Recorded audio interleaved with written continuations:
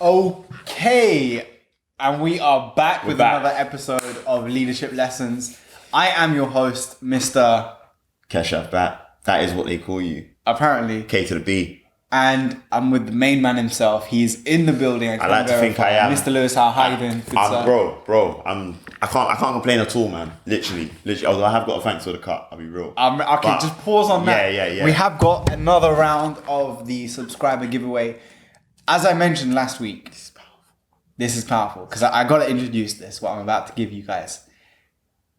In the Revolution Hive Leadership Academy, it's a community of awesome people doing awesome things. If you want to join, you should join, apply. Remember, you've had a week since we last told them about the fact that we're doing an intake. And don't wait, just apply. Genuinely, just apply.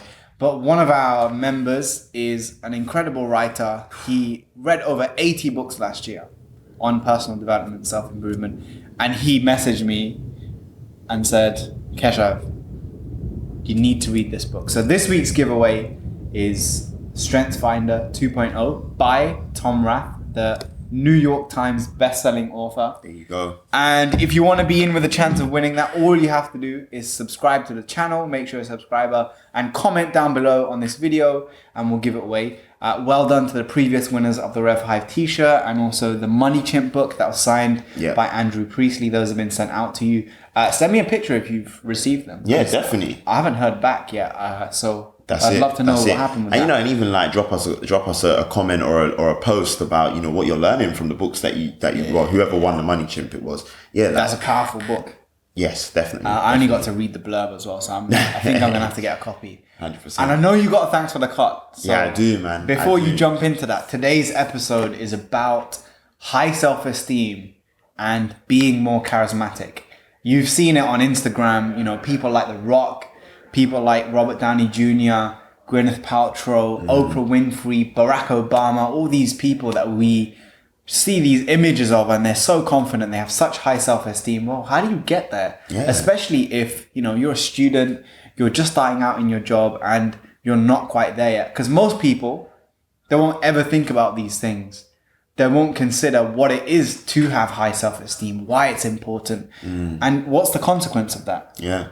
The consequence is you're going to be just like everyone else. You're going to be having the same problems. And what we're trying to do, what this journey is all about, right, is trying to avoid the same problems that repeat in patterns. So we're going to be talking about high self-esteem today, but I don't want to take up any more of your time because I can see the steam just rising from your head. Literally, I'm fuming. Tell us. Thanks for the cut. Thanks for the cut, This is our segment where we share our embarrassing, interesting, amazing failures. Yeah. Because we always want to fail forward and we always want to learn. So kick us off, man. Yeah, so, I've realized that, in fact, it's clear that I need to actually read this book. And it's funny because in January, Sammy did actually recommend this book for me. And it was at your birthday dinner. And I took it as a... You took it light. Yeah, I was like, I'll read it. But now... Well, you could technically comment on the video. Oh, don't let me beat you to it, Don't let me beat you to it because this book will be I'm expecting a comment straight away. Literally. So make sure you tell me when you're about to post this, yeah? Anyway, maybe I need to read this, reason being that I recently filed in my company accounts for exponential marketing, and it was just a real wake-up call and a reality check that, as people who are ambitious and passionate business owners, it's very easy to fall into this trap of enjoying your day-to-day activity, such as having great meetings, putting together great proposals, having these great ideas, and then being patient to allow things to happen until you realize that a year and a half's gone by and you haven't made a lot of money. And so just in terms of first of all, being a lesson to anybody who wants to become an entrepreneur, don't think it just happens like that. But second of all, you can make the type of revenue that you want if you're willing to make that more of a focus. But it was a real wake-up call for me because I was filing my company accounts and realized that we didn't make that much money this year. I just went from... And I'm really harsh in the sense of I'll turn that we into I. I'll make it very personal. Yeah. I didn't do it. Straight. And the only person to blame is myself. And I'm talking about, even if I had a company where I employed 50 employees, it's still got to come back to me. Because at the end of the day, if you are positioning yourself as this individual that has said that this is your goal, this is your dream, this is your passion, you've got other people to buy into that vision, then it's still your responsibility. Yes, they've bought into the vision and you should now expect them to want to chase that as hard as you do. But at the same time, the buck must stop at you at all times. And so for that reason, it's all on me. So I'm sitting there going, okay, so you say you want to be able to have this many employees. You say you want to be able to provide for this many people. You say you want to be able to help this many businesses. Well, what are you doing? Because that was a real wake-up call. Finding those company accounts and going, like, wow, like, technically, I've made a massive loss. On paper, no. But technically, if you think about how much time I've put in, the resources, I might as well say I lost £15,000 this year. Like, straight up. Like, from this day forwards, see me as £15,000 in debt. Like, that's it.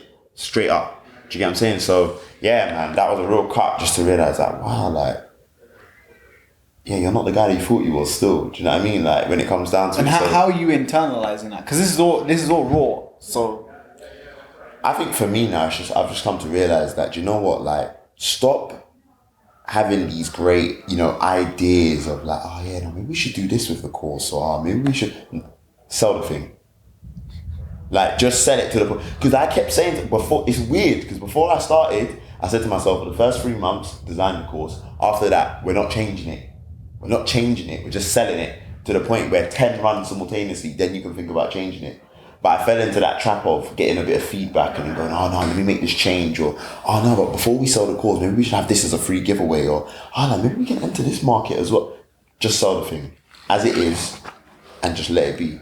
Then this is very much the reason why I remember having this conversation with you at the beginning and I'd never labeled it this way. Yeah. But then you said it and I was like, okay, yeah, that is how I like to work. Yeah. Agile working. Yeah. Is I've had to force myself to learn that I really enjoy the process. I really enjoy creating things. I really enjoy, ideas, discussions. You know me, I can come up with 3 ideas now. I was literally on the way here today saying to myself, like, how do I decrease, distraction, innit? And then I was like, because you just never know when Kesh is going to send you 15 Slack messages, like, do you know what I just clocked? We should do this in this session. And then you're like, I need to work out how I want to absorb this information so I can actually ensure that I don't forget he said it, but make sure it fits in. But yeah, go.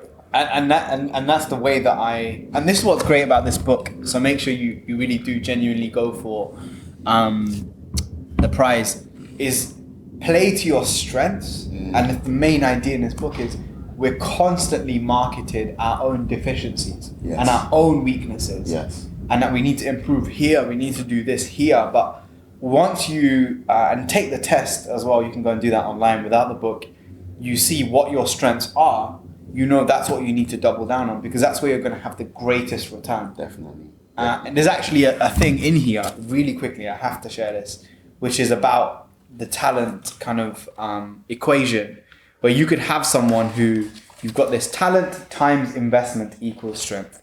So let's say somebody like Dirk Kuyt, amazing footballer, but he's not Ronaldo, right? Yeah. Now, take an extreme example. Let's say I try to become a professional footballer.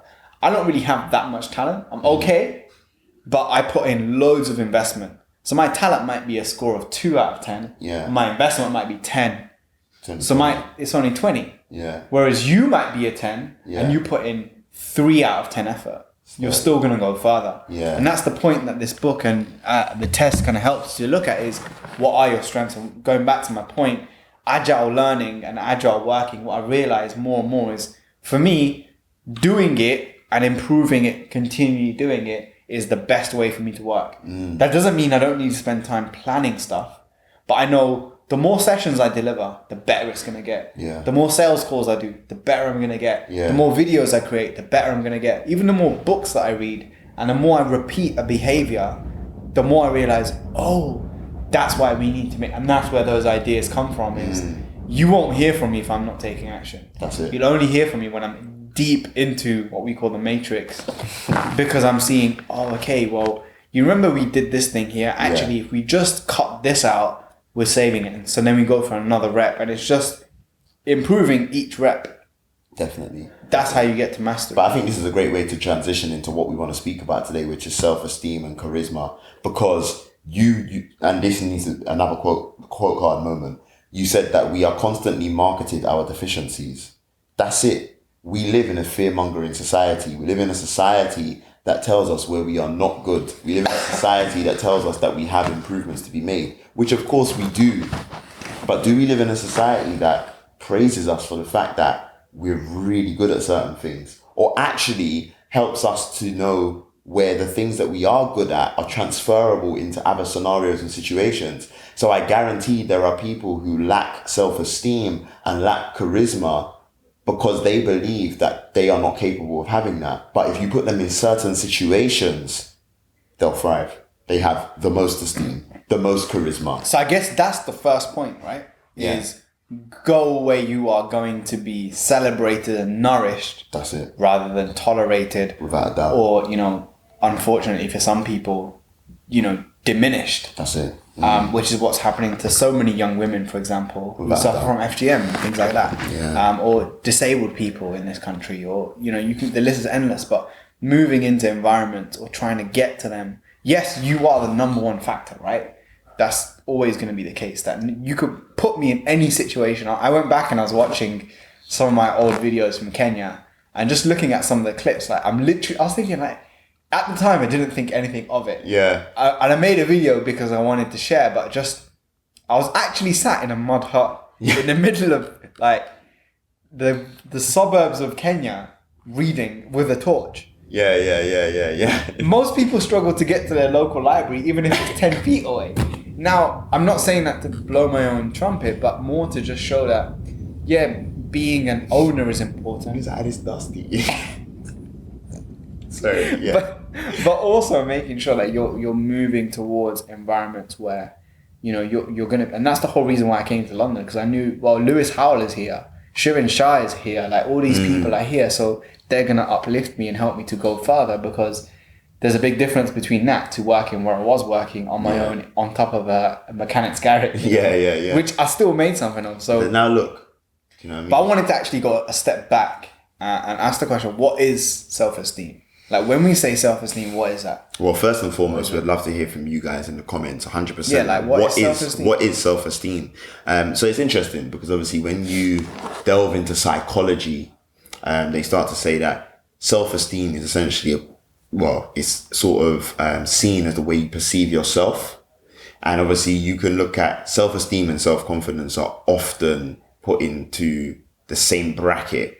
But you've got self-esteem essentially is how you view yourself based on how you think other people view you. Do you know what I mean? So for that reason, that's why it's so important to be able to make critical decisions about what you're willing to receive and not willing to receive from others. So for example, yes, you must be able to take on board constructive feedback, but you must hold just as tightly onto the constructive feedback and use it as you do when you get applause, appraise, and positive, recognition. And sometimes we don't do that because we are told that if we, for example, embrace all of the positive stuff and, really get excited, like you said, I'm not going to blow my own trumpet. That's because we're in a society where people are quick to pounce on someone if they're not seen as being humble or having humility. But I remember having a mentor before who said, why be humble? Because Kendrick said. Yeah, what's the point? He said, what's the point in being humble? You can't succeed being humble because, this was his words, not mine. He said, you can't succeed being humble because then you wouldn't know when to show off your strengths. You wouldn't know when to say, no, this is what I'm great at.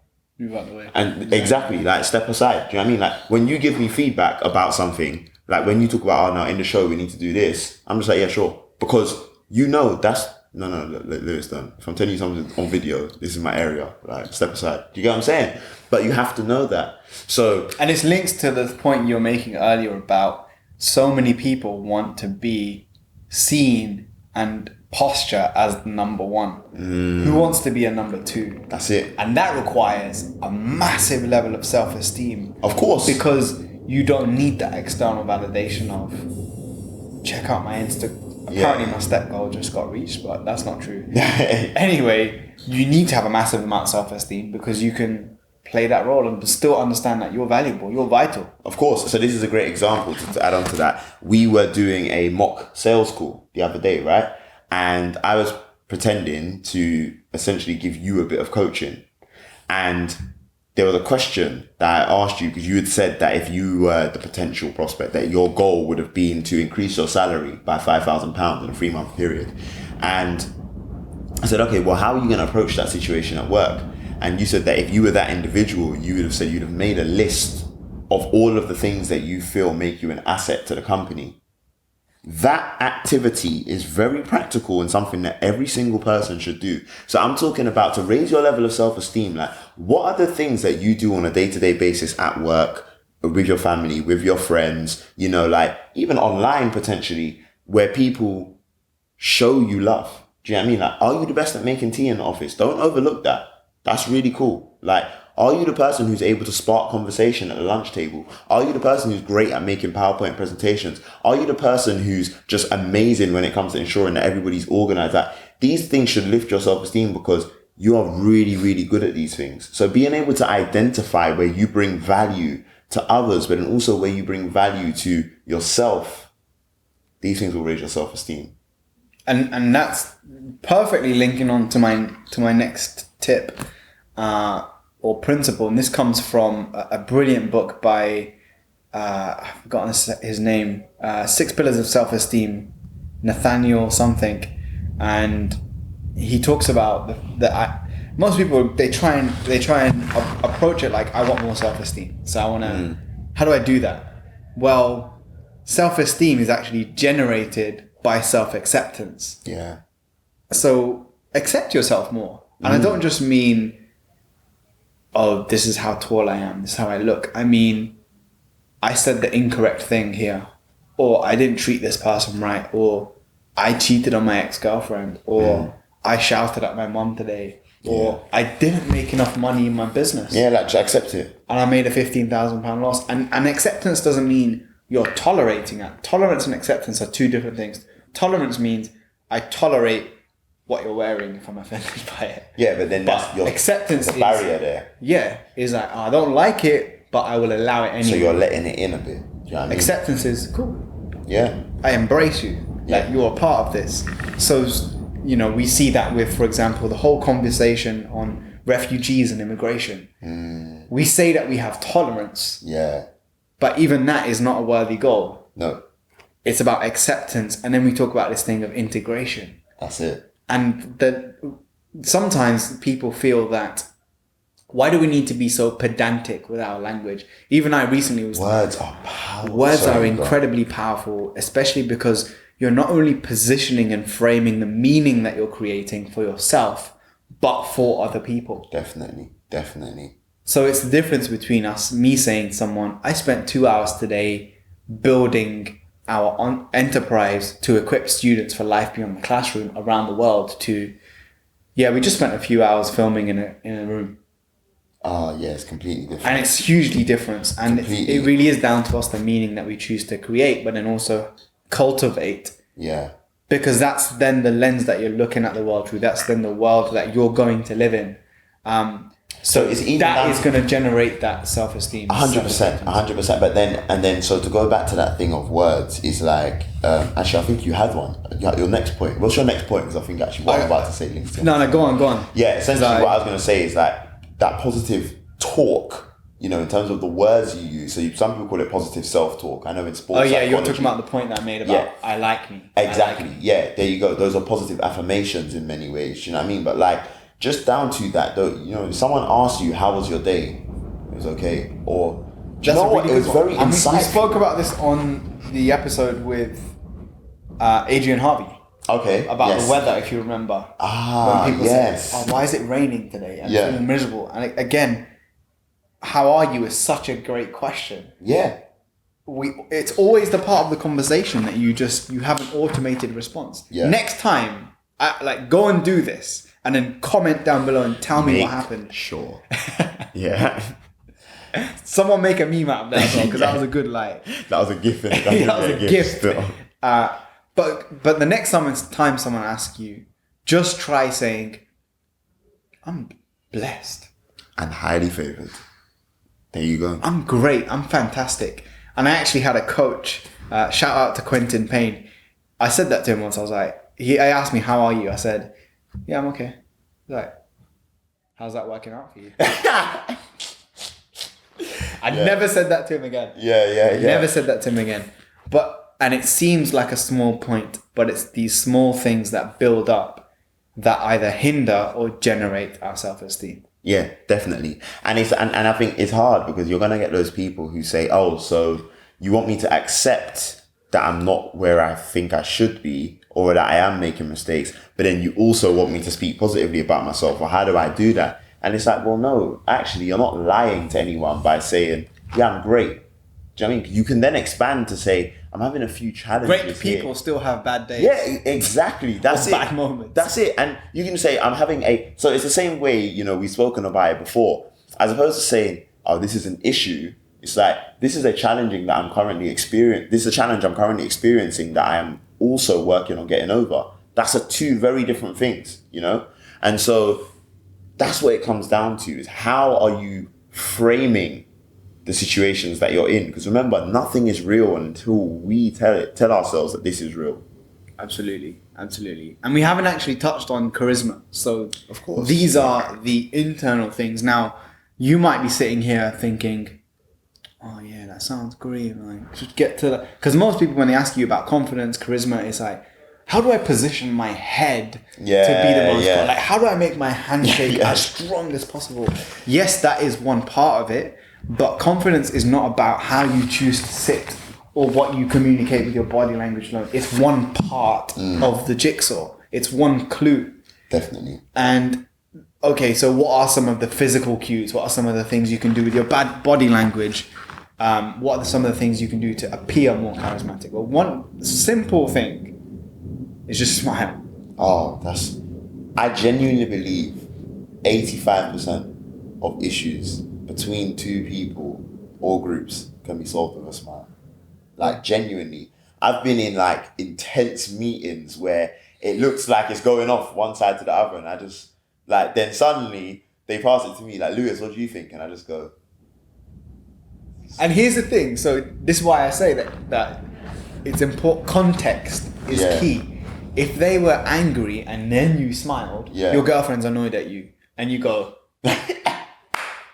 You're not coming to the hub tomorrow. No, I guarantee. No. But it's knowing what is appropriate. And that's not something that you can design. And I think often people are both sold that idea by people looking to make a quick buck, but also they seek that idea out. There's somebody who I've been speaking to recently who wants me to coach them. And it's that issue of looking for the thing of the external, like, how do I talk to people? Before that, what do you want to say? Yeah. What do you want to communicate? And what internal game are you in? So the two are definitely married. Some other things, and feel free to jump in and add. Yeah, so let me just add one. In terms of charisma, it's funny how expansion actually comes across as charisma. So the people who we most likely connect with most, or are most memorable to us, and we see them as having charisma, are those people who, when you are having a conversation with them, as opposed to, we could be in a conversation talking about, I'll give you the best example. So we're working with a school up in Burnley, and you don't even know this yet. We're working with a school up in Burnley for the next academic year. We've done some work with them before, amazing school. And their head teacher is just like one of the most phenomenal women I've met. Like, every single day on Facebook, 3 things I'm grateful for, 3 things I'm looking forward to tomorrow. Every single day she does it. She has decided that based on the program we've put together for their year 5s and 6s, she's thought about some other people that she wants to get in as like guest speakers on the program. So whilst we're essentially designing and delivering the program, these are great people to get involved, like some local MPs, some local media outlets, things like that. And just the way in which she converses in her emails alone, like, she'll just be like, there was So I'll start with the easy ones, which is like, she's talking to the MPs. We basically thought that, it'd be great to have you involved. And she's like, but anyway, like, I know you were saying you're going on holiday. So, and then she's like, oh yeah, no, we're going here. And it's like, it's mad how suddenly the conversation, they quickly say yes to whatever she's asking of them. And they suddenly want to start talking about their holiday. Now, people see it as she's got loads of character and charisma. But simply all she's doing is just expanding. All she's doing is just sharing a bit more of who she is. I think the thing that we really mean when we talk about charisma is infectious energy. Yeah. Yeah. You can feel that. And it's funny how just being human is infectious. Like us doing thanks for the cut every week. You guys are probably sitting there going like, I like these guys, they share where they went wrong or like those sort of things. But that's infectious because it's refreshing to have someone who's willing to just open up and share parts of themselves that they didn't have to share, but they've chosen to share. Do you know what I mean? I think the breakup video, for those of you who are watching, that's probably why. Yeah. I get countless messages about. And if you want part 2, we are looking at relationships next. Yay. If you want part 2, let me know in the comments. I'll set the camera up now, Set it up now. Because it's been cooking in my head. Yeah, so true. And I think, obviously there's things like standing with your feet shoulder width apart so that, you're literally that versus sitting like Not slouching. Not slouching. But obviously those are prescriptive things that may be applicable to some people, not everyone. And that's why we're not giving you those specific things because that might not work for you. Yeah. Yeah. The way you sit and the way I sit is different. And that's confidence for you. This is confidence for me. And a lot of that charisma, the final point, is it comes from being comfortable in your own skin and having that self-acceptance. So there are things that you can do. Journaling, meditating, speaking to people, getting feedback that will help you to get to that point that I described. And you spoke about postural feedback loops as well. So like... Yeah. So what do I mean by this? Well, really simple. If you look at my oldest videos to now, huge difference. Like massively, I look back and maybe I should do like those YouTube videos you get where people watch an old video and they react to it. Yeah. If you want to see that actually as well. Actually, yeah, put that in the comments below, man. Hit like and then put that in the comments. Man. But I was watching some of them again and I just looked at small, subtle things that I couldn't have picked up then, but I pick up now, and I see that younger version of me comes across as like you can see he's trying. It's kind of authentic, but it's kind of like meh. This, when I look back, I'm like, yeah, I've come such a long way, and I'm sure that the same will be the case. So postural feedback, record yourself, see how you interact with people. I get to edit this, and then I watch. What does my face communicate when Lewis is talking? Yeah. Like, what's my body language like? Okay, next time I need to make sure I don't do this. Yep. Or I need to make sure I don't keep scratching my face or, doing like weird shit like that. So getting that feedback loop. Now, anyone can do that. Even when I've been to the gym, because often I think we think we know more than we do in that you assume you're confident. But it's only when you go and look at that and you have an objective measuring tape to judge yourself against that you see, oh, actually. Yeah. And with the gym, when I've done feedback videos for my trainer and I've shown him my bench press, it's then when I look back, I think, oh, yeah, actually, I have got a bit more strength in my left arm than my right arm. So my technique isn't perfect. And again, if you know what charisma looks like for you, then you'll also know, okay, I need to stop doing so much of that. Definitely. And a bit more of this. I don't know if there was something you wanted to say. No, that was it. Literally, I think again, there's only so much you can do in one episode, but I think this is exactly why I say to people, and I don't, in fact, you know what, it's a shameless plug, but the nasty truth of it is, in the Revolution Hive Leadership Academy, we really do go into detail on how we develop these things, and we've spoken about it before. And I think it is that next step from this, where we're giving the information, but how do you apply there's so much of it. How do you apply it? How do you get feedback, support, and ensure you're doing what works, you're avoiding what doesn't work, and ultimately keeping that motivation high? Yeah, because I mean, I'm not going to use people's names in particular, but we've got individuals like that in the Revolution Hive Leadership Academy. I mean, you could even argue Shane. Shane, but even the individual who recommended you that book, look at the way in which he's developed a higher self-esteem, charisma, all of these different things, and obviously you'd been working with him and he'd been in the Revolution Hive Leadership Academy for a year before I met him. But even in the year I've known him, I'm sitting there going like, he's come on. You're all over the place. Yeah, that's it. He's on everything. Everywhere. Yeah, that's it. Literally. So, you've got individuals like that who just blow my mind when I see the development. So, yeah, I mean, guys, as I said, it is a shameless plug, but it's just truly due to the value that I mean, think about how much you've learned just from how the Revolution Hive Leadership Academy just developed. From watching them. Now imagine you become active now. And I don't ever think it's a shameless plug. I genuinely, from my soul, I think everybody know needs that it it. will benefit people. So apply it. What do you have to lose? It's a really short application form. But at the same time, actually, should I give them... I'm going to give you guys a tip. The application form's short, but those that really do expand and go into detail... Yeah, if you expand and go into detail, you're more likely to have your application considered. That's just how real it is. Because I think it reflects, again, that... How serious you're going to take it. How serious are you? How you do anything is how you do everything. The way that you approach. Even if I know I'm going to get rejected from something, I want to at least give it the time and thought and put my whole self in. Because if that's how you're going to show up to the form, how are you going to show up to the other things? Yeah, that's it. Because when we do that video call, we're assessing.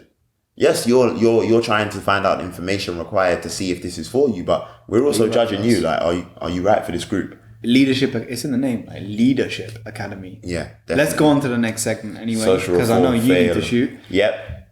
Social reform fail of the week. I'll keep it short but simple, but hard, I guess. On the way in today to filming, I was walking through Baker Street and I saw a sign, and the sign simply said, there was an incident here and it's an appeal for witnesses.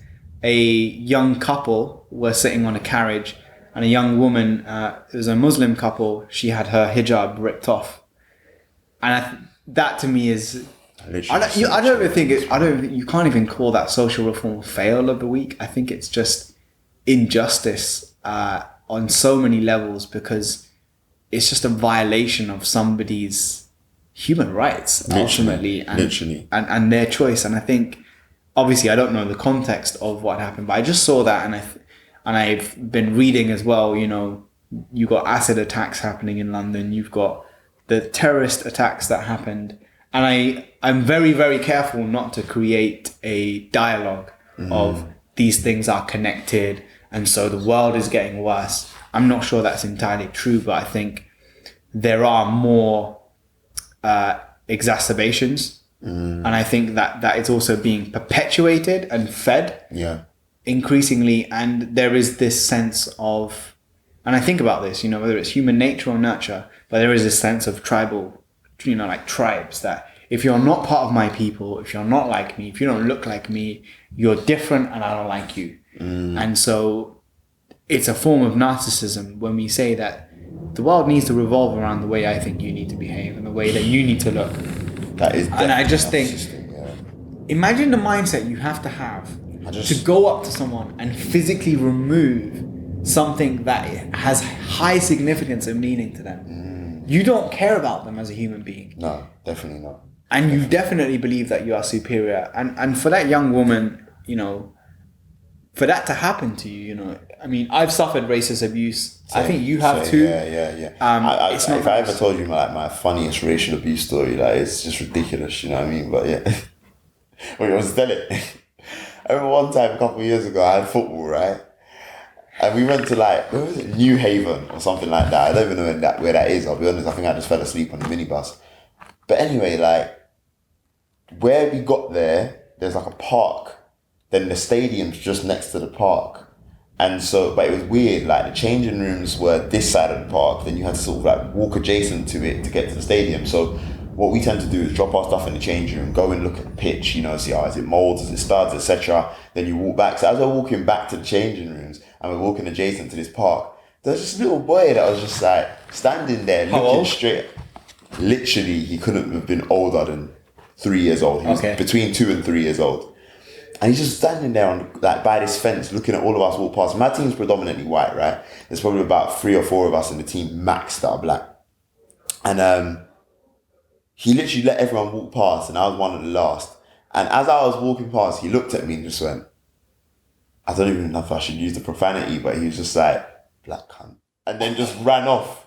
And literally ran off. And I was like, the first thing was it like mischievous or vicious, the way he said it? It was mischievous. Like, he looked at me and just went, and then just ran off. Like, and I was like, but you're 2. Like, where do you learn this? Like, you know I think, that's an interesting one because he doesn't realize what he's saying. And maybe you could say that it's kind of like that curiosity of like saying something you shouldn't. Yeah. But then also, where did you pick that up? Yeah, that's it. Because there's a reason why he went specifically to you. Yeah, that's it. Literally. So. Have you ever had anything worse than that? Oh, yeah. Okay. Yeah.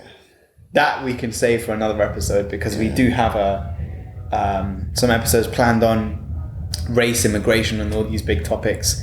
And there's some interesting questions that definitely will come out of that. So we are almost out of time, but we do have one more segment. Yes, to the show, build the buzz as always. Which is question. Last month, your episode with Fran and Andrew was sick, and there's multiple exclamation marks. I'll be honest, I watched it back and learned a lot. Yeah, you did send me a voice note saying I'm gonna need to take notes. Maybe you could share those in the comments. I will do. Yes. What can I do to help you? Why don't you get more views? Your content is amazing, and I've just wanted to say that I've seen such a growth in the channel from beginning to now. And that's from Bhavesh in Kenton. Brat. He actually wrote that. I'm an author. Only me and you are going to get that reference. I know. So that's literally how I feel. This is a question that we get often. And I think the biggest thing for me is that I really, really appreciate... We're not the biggest channel. No. We don't get mad views. And it's not like self-acceptance. It's cool. I'm cool with that. There was a time where it used to frustrate me. The reason I'm cool with that is because people care. You care enough to watch this far into an episode. Mm-hmm. You care enough to comment, to talk to us, to come meet us at meetups. And it's the same for us on this side. Literally. You know, filming in a room or in a studio, you're kind of removed from people. And this is what it's always been about for us. And these are also our strengths, is relationships and each person at a time. And I don't think that you can do this work without having that at the center of it. So why don't we get more views? I could tell you all kinds of, strategic things. Maybe we need better SEO, probably do in places, better thumbnails, better equipment, all those things. But within the time, resources, capacity that we have, we're doing the best that we can. And I think this is where I love your question, where you've asked, what can I do to make your life easier, to help you? What you can do is like really simple things. Subscribe. Encourage other people to subscribe. But more so than that, share the videos. It's difficult for us to create content, edit it, put it out, and then also share it. And you guys, I call you Team Hive in the comments for a reason, because we literally rely on you, word of mouth. That's the only way we've got where we are. It's the only way we and you connected is word of mouth. Yeah. It wasn't like I designed a thing like, here's a plan for me to find a co-director and a co-founder and create a team and then end up at a VC firm to film. It's just word of mouth and hustling away. So genuinely, we rely on you to take us forwards. So it's up to you, how far we go. And I mean, the beautiful thing is we're going to continue doing this regardless, because what most people don't realize is you can only change lives one at a time. So out of the 300 that might watch one video and then the 300,000 that will watch the breakup video, all we're worried about is, can we actually appeal to one person at a time? And that might be all 300,000. And let's be honest, you were that one person as well, right? Yeah, in a way. Definitely. And then here we are, and there's countless other people. Janardan, who was on an earlier episode. Sean, I know you watch regularly. There's so many people that I see commenting, Samantha View, like all these, some people that I've never met. Yeah. That have come. Josh works in our team, Shane. And that's because now what we're looking to do is create quality and to build outwards. And trust me, like I know it, like who knows what could happen, but if we do continue on this trajectory on and with the consistency and quality that we have, we'll be the top of, like we'll be there in Google. Just you'll find be us. ready. Yeah. So anyway, we're out of time. Yep. Do you have a nugget of the day? Nah, I'll let you do this one. I did last week's one. Okay, cool. Well, I'm gonna go to our special prize draw and pick out something that I highlighted in this copy for you. So you're actually gonna get my copy, and it's a very, very simple, if I can find it.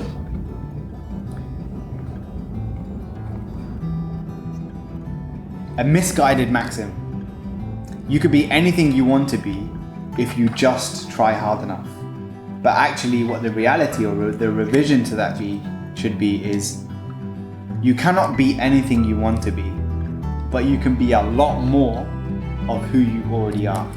My name's Keshav. This was Louis Howell. You watched another episode of Leadership Lessons. Comment down below, share the video, but above all, accept only the best and nothing less. That's why we're here.